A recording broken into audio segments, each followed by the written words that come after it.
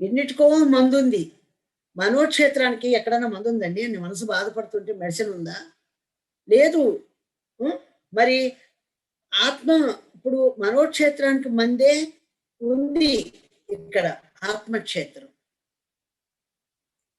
మనస్సుకు మెడిసిన్ ఆత్మక్షేత్రం అన్నమాట. మనస్సు పంచేంద్రియాలకి బానిస, తిండికి, కోరికలకి, వీటికి మనసు దానికి బానిస అయిపోతుంది. అది ఒకప్పటి మాట.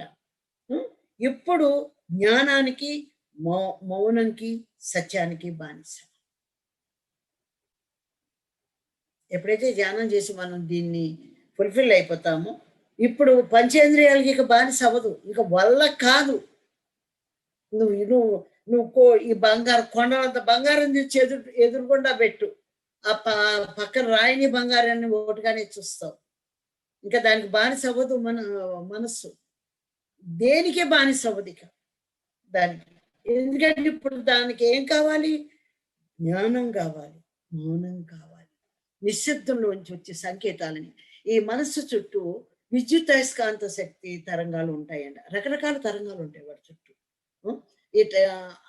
ఆ విద్యుత్ అయస్కాంత, ఇక్కడ ఆత్మక్షేత్రానికి కూడా విద్యుత్ అయస్కాంత శక్తి తరంగాలు ఉంటాయి. ఇటు దీని చుట్టూ ఉంటాయి, ఇటు దీని చుట్టూ ఉంటాయి. ఇప్పుడు దాకా నువ్వు లోపల ప్రయాణం చేయలేదు కాబట్టి వేటికి అయ్యే ఉన్నాయి. ఈ మనసు అర్థం చేసుకోలేకపోయింది. ఎప్పుడైతే ధ్యానం చేసి ఈ పనులన్నీ మనం చేస్తూ వచ్చామో, ఈ మనసు చుట్టూ ఉండే విద్యుత్ అయస్కాంత శక్తి తరంగాలు, ఈ ఆత్మ చుట్టూ ఉండే విద్యుత్ అయస్కాంత శక్తి రెండు కలుస్తాయి. మ్యాగ్నెట్ పవర్, ఈ ఎలక్ట్రోమాగ్నెట్ పవర్, ఈ రెండు కలిసినప్పుడు ఈ ఆత్మక్షేత్రంలో నువ్వేమి తెలుసుకుంటున్నావు మొత్తం మనసుకు రికార్డ్ అయిపోతాయి. అది అక్కడ జరిగేది. ఇప్పుడు మరి మనసు దేనికి? జ్ఞానానికి, మౌనానికి, సత్యానికి లొంగుతుంది, కానీ వాటికి ఎట్లా లొంగుతుంది? ఇదంతా కూడా స్పిరిచువల్ సైన్స్. ఆటోమేటిక్ అవి జరుగుతూ ఉంటుంది, అవి గమనించుకోవాలి మనం. ఇక నుంచి సత్యానికి మాత్రమే స్పందిస్తుంది మనస్సు, ఇంకా దేనికి స్పందించదు. ఎందుకంటే అది ప్రతిస్పందిస్తూ ఉంటుంది, సత్యానికే స్పందిస్తుంది, మిగతా వాటికి దేనికి స్పందించదు.